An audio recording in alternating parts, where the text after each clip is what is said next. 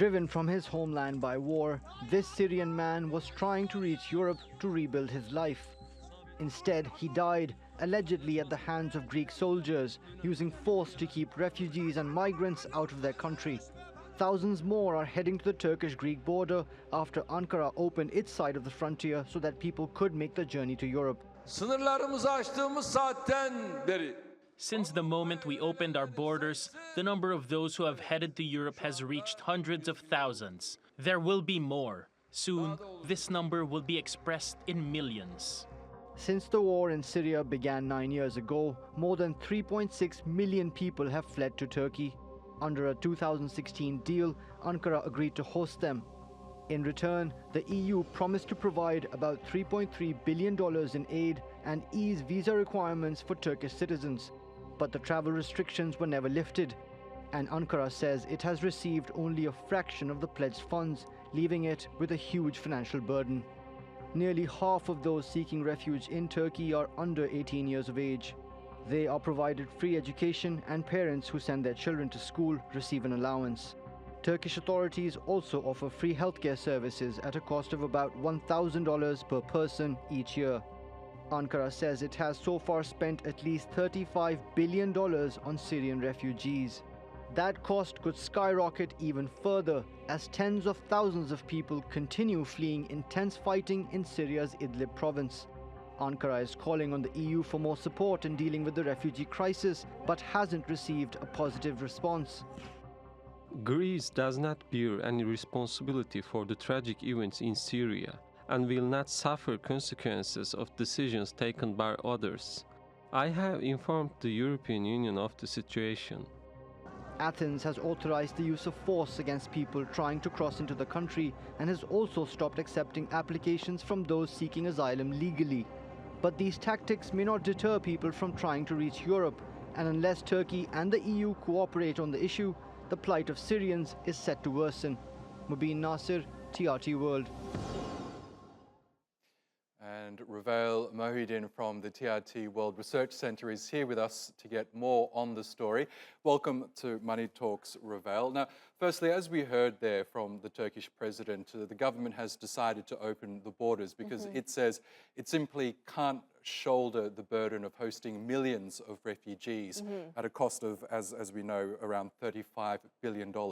Just tell us exactly what sort of burden it is for the Turkish government. So thanks for having me, first of all. You know, they say it's $35 billion, but I think it's probably more than that because of the vast number of services that are offered to Syrian refugees in Turkey. I mean, first of all, Turkey is only 3% of refugees in Turkey, Syrian refugees in Turkey, are in camps. Almost all of them are outside of camps. And they are able to get access to excellent education.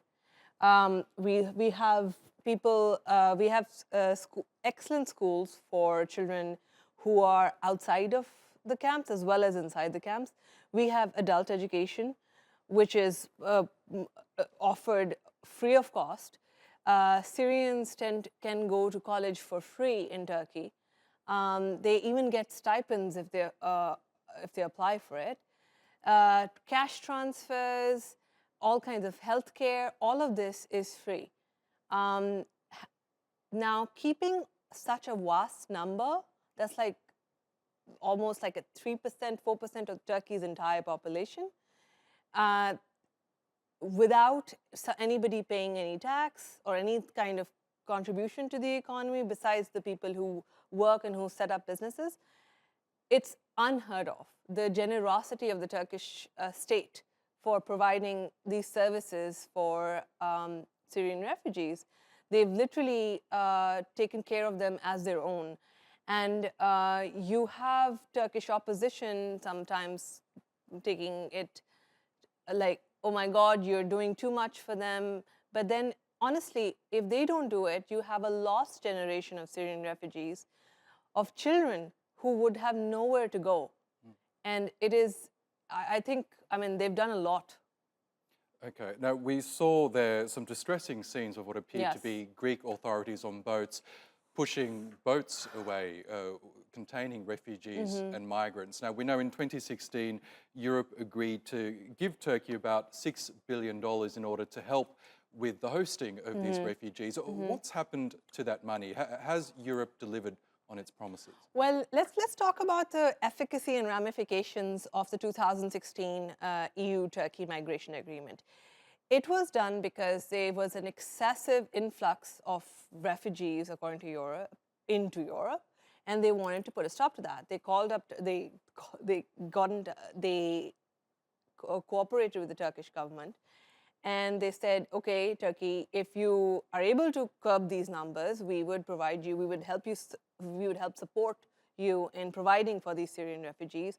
They promised around 6 billion euros. And they said that a host of other things. We'll remove visa restrictions for Turkish citizens.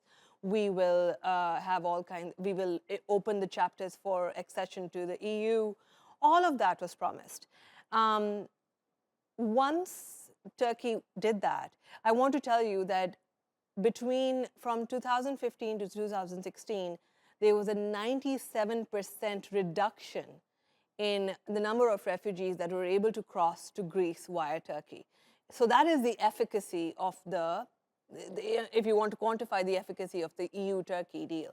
So Turkey definitely held up its end of the bargain, whereas the EU has not, unfortunately. They have not been able to give the money that they had promised. Turkey says that they have only given around 1.85 billion euros, and the rest they've had to manage themselves, 35 billion at least, as you say.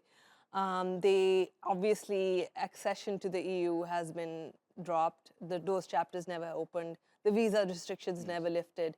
And now, with the ongoing operation in Idlib, they are expecting Turkey to take on almost more than 1 million refugees further in. I mean, I've told you all the things that Turkey has done already. Without international support, it's impossible. Some very good points indeed. And I should add that you wrote quite a comprehensive report on the economic impact of the refugee crisis as well. Ravale Mohydin, thank you so much again for joining us. Thank you for having me, Oscar.